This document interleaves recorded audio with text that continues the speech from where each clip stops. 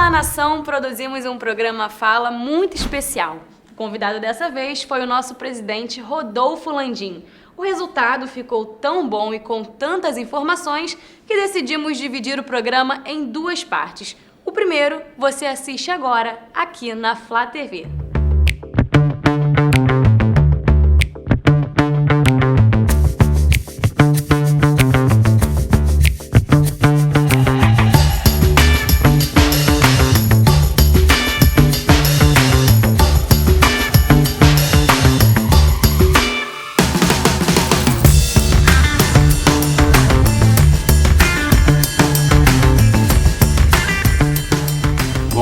A gente deve separar bem claramente aqui da antiga gestão de 6 anos do clube, quer dizer, dois períodos. O primeiro período de 3 anos e o segundo período de 3 anos. O primeiro período de 3 anos foi um período de recuperação, onde as pessoas de fato que fizeram o grupo e que foram eleitas, pelo nome que elas tinham, pelo que elas traziam para o clube, pelo passado que elas tinham, essas pessoas se juntaram e começaram um processo de recuperação do clube, cada um na sua área. Aí eu particularmente fiquei a cargo do planejamento estratégico do clube e do planejamento, vamos dizer assim, mais anual e toda a parte de orçamento do clube. Então primeiro fizemos um planejamento estratégico, estabelecemos metas a serem cumpridas no médio e longo prazo, dividimos isso em metas anuais, e passamos a ter um orçamento, que eu passei a controlar, de cada uma das áreas do clube, que passaram a ter seu orçamento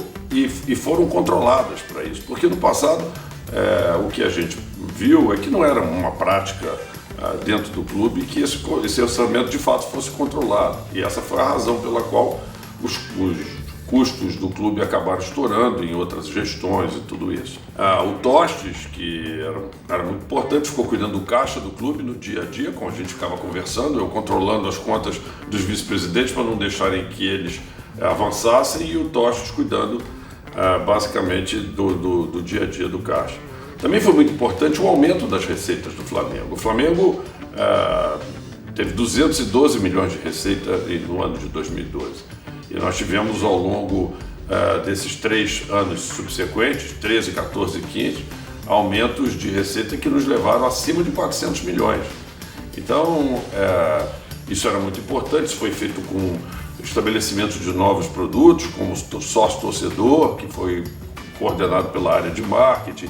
Conseguimos aumentar a bilheteria, conseguimos, com também o prestígio das pessoas que estavam, os contatos das pessoas que estavam, quer dizer, na gestão, trazer novos patrocinadores para o clube. Então, tudo isso na área de marketing, da vice-presidente de marketing, estava entregue ao BAP. Tivemos um trabalho de recuperação também dos controles da parte jurídica, de levantamento, vamos dizer assim, dos passivos do clube, que foi importante. A renegociação das dívidas financeiras com os diversos credores do clube, onde eu tive uma participação importante, o Tostes teve uma participação fundamental. A renegociação, vamos dizer assim, também dos spreads, dos empréstimos do clube, onde eu particularmente me envolvi diretamente com essas pessoas. Ou seja, o núcleo das pessoas que hoje estão na gestão do Flamengo que ficaram responsáveis, vamos dizer assim, por todas as áreas importantes da recuperação de 2013 a 2015. Vamos deixar isso bem claro aqui. Terminado 2015, esse grupo saiu, pelo menos essas pessoas-chave saíram porque compromissos políticos não foram cumpridos. E o resultado que a gente vê nesses próximos 3 anos, que podia se esperar grandes resultados para o Flamengo, esses resultados não vieram. E eu acho que isso ocorreu por alguns motivos, mas eu gostaria de frisar assim, um que eu vejo com muita importância, que é o estilo de liderança, né? A capacidade de liderança e o estilo de liderança que a gente tinha. Os investimentos que foram feitos foram muito mal feitos, na minha percepção, salvo algumas poucas exceções. O clube não conseguiu atingir resultados. Os resultados esportivos foram de um grande fracasso, né? A gente passou no futebol, por exemplo, tivemos 3 anos e mesmo com um clube com uma capacidade de investimento muito maior, o que nós conseguimos vencer foi um campeonato carioca. O que, vamos combinar, é muito pouco, né? Isso nos animou a voltar para o clube, porque a gente tinha feito um trabalho tão grande durante 3 anos de recuperação. Entregamos o clube em 2015, numa situação tão boa de investimento. E a gente vê que aquilo tudo foi deixado de lado e que, na nossa percepção, se a gente continuasse com esse mesmo grupo de gestão à frente do Flamengo, isso ia continuar. Essa é a grande realidade. A gente não ia modificar absolutamente nada, porque as pessoas pensavam pequeno. A verdade é essa. E eu dou como grande exemplo aqui, por exemplo, o orçamento que nós recebemos. Então nós recebemos um orçamento para investir 108 milhões de reais esse ano, tá certo? E vender 80 milhões de jogadores. Assim, se alguém acha que o Flamengo ia conseguir dar um salto para chegar a ser o melhor clube brasileiro e o melhor clube sul-americano, como a gente queria, com esse nível de investimento, tá errado. A gente ia continuar a ser um competidorzinho para chegar em terceiro, quarto, e se muito chegar em segundo no Campeonato Brasileiro. E não era isso que a gente queria, e não era isso que a gente acreditava. O que a gente entende é que tem o Flamengo na mão, e que a gente podia criar, sim, era um círculo virtuoso. Na medida em que a gente pudesse investir mais, a gente teria retornos esses em patrocínio, retornos em sócio-torcedor, retornos em torcida, que iam permitir a gente pagar esses investimentos. Tem risco aí embutido nesse processo? Claro que tem, mas na minha vida empresarial eu sempre corri risco, e eu acho que as pessoas têm que correr risco, e principalmente quando a gente tem um tremendo de um ativo na mão, que é o Flamengo e essa torcida apaixonada de 42 milhões de pessoas. É impossível que uma pessoa que esteja à frente do Flamengo pense pequeno. Ninguém pode ficar à frente do Flamengo pensando pequeno.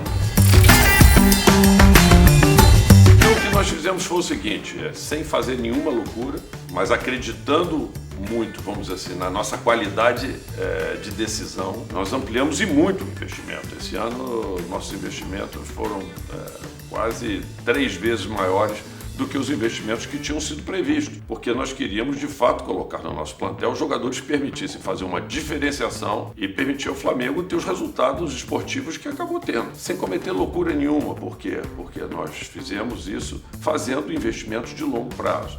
Esses jogadores foram contratados, alguns para jogar apenas 1 ano, mas outros estamos tentando renovar, como é o caso do Gabigol, mas na sua maioria investimentos com contratos de 3, às vezes 4 anos, mas com os desembolsos para aquisição do passe desses jogadores também no longo prazo. Tem risco embutido? É claro que sim. Nós precisávamos acertar, porque se nós errássemos nesses investimentos, na hora de nós vendermos esse jogador, para podermos substituir esse jogador, nós teríamos que vender os jogadores com um preço menor e voltar a adquirir jogadores pelo menos no preço daqueles que a gente adquiriu.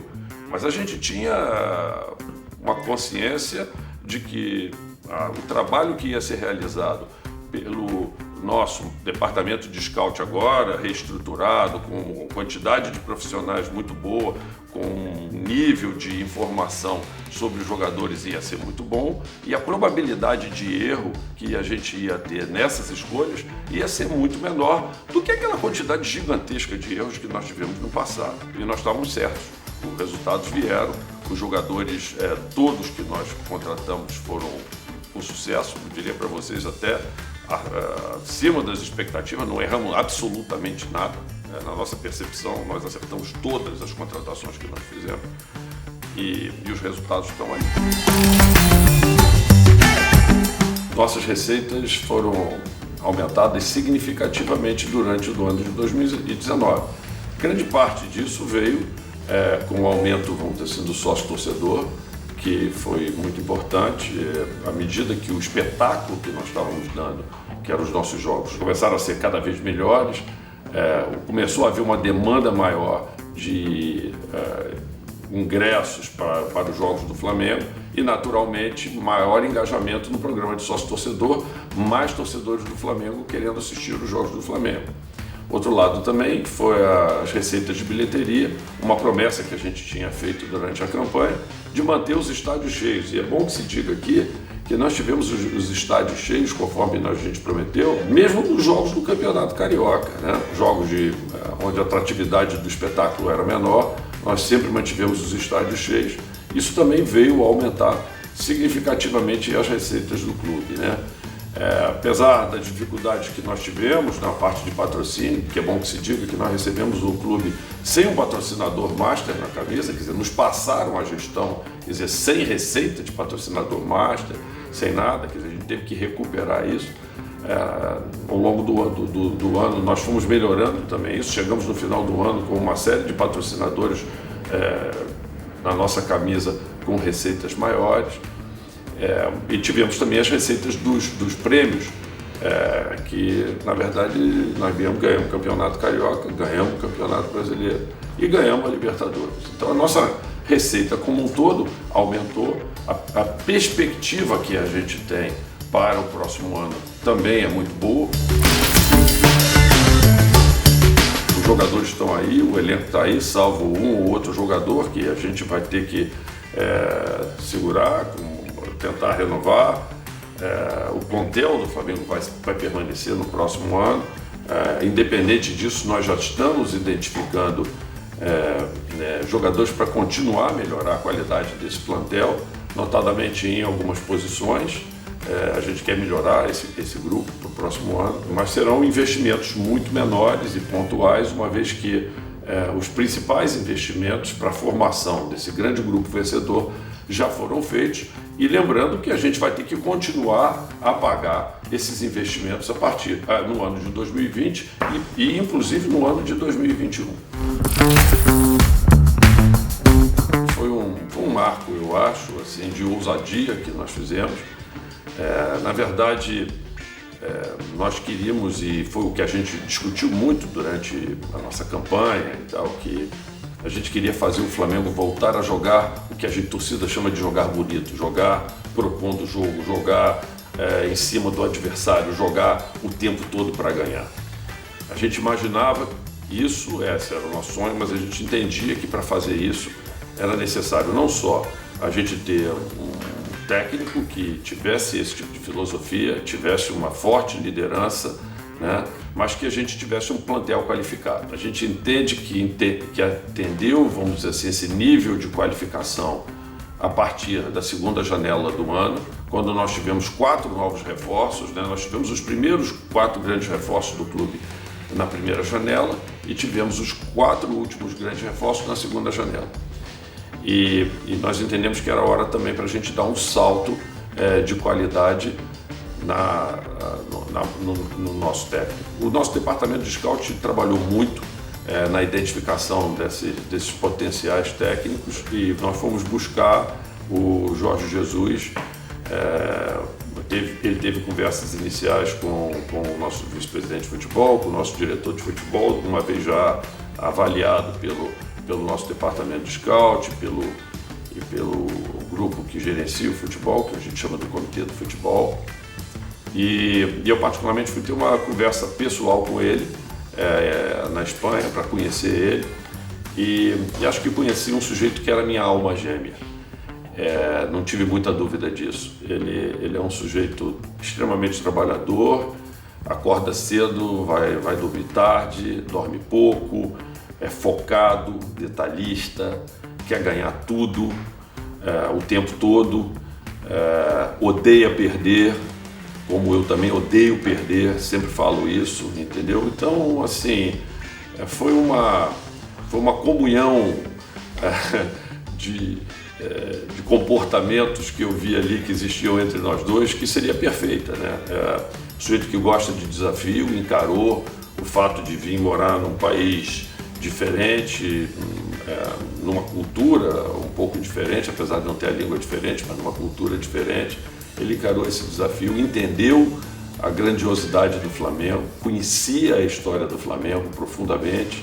Ele é um grande estudioso de futebol e acho que foi uma grande decisão acertada que nós tivemos de trazer o Jorge Jesus para cá. Ele é um grande líder, não resta dúvida sobre isso. Ele se encaixou perfeitamente. Eu acho que também a qualificação técnica, e não só técnica eu diria, mas também de maturidade que alguns jogadores acabaram trazendo para o grupo nessa segunda janela, vieram ajudar, vamos dizer assim, a que esse comportamento geral da equipe fosse o melhor possível nesse segundo semestre.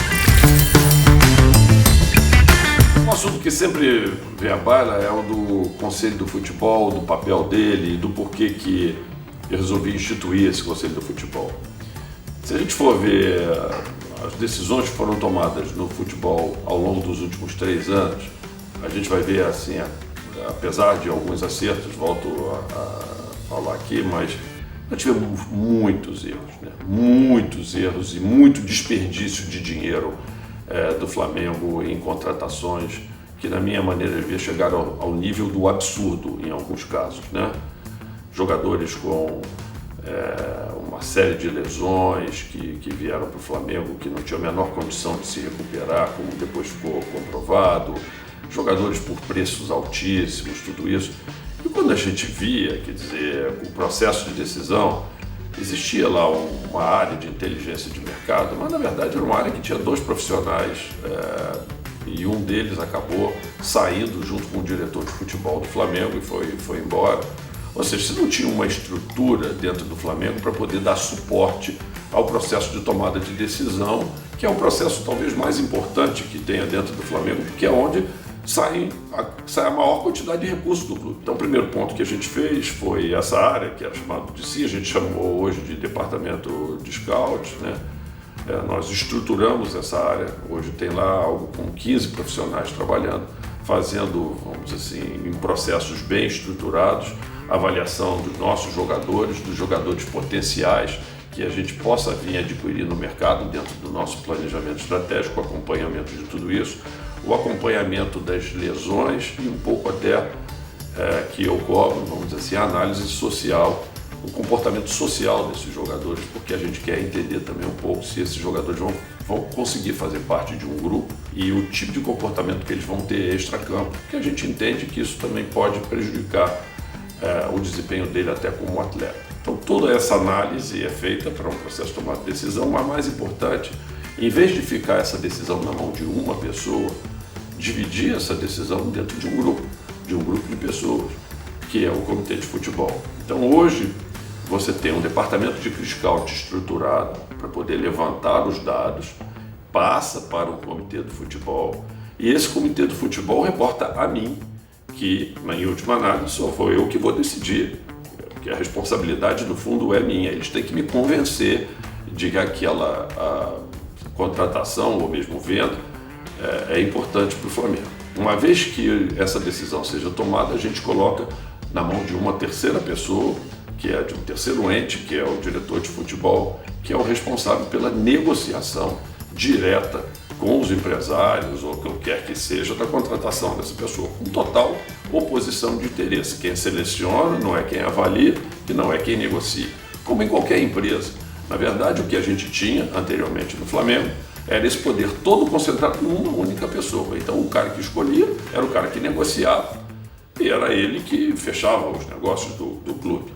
Então, para mim, a chance de dar errado era muito grande e essa é a razão pela qual a gente tem, na minha percepção, 100% de acerto nas nossas contratações esse ano, como teve um percentual altíssimo de erros na gestão passada. A condução do futebol profissional, ela é algo que acaba consumindo, vamos dizer, tanto foco e tanta energia, e que, diga-se de passagem, vem sendo tão bem conduzida o dia a dia do futebol pelo Marco Braz, que é um craque, né? Na verdade, se a gente for ver, o Marco foi o último campeão brasileiro como diretor de futebol em 2009 no Flamengo, e essa foi a razão pela qual a gente não teve a menor dúvida de trazê-lo e de convidá-lo para nessa gestão tomar conta do futebol. A forma dedicada com que ele trabalha, com que ele se envolve com o futebol faz toda e completa diferença. Muito bacana, né?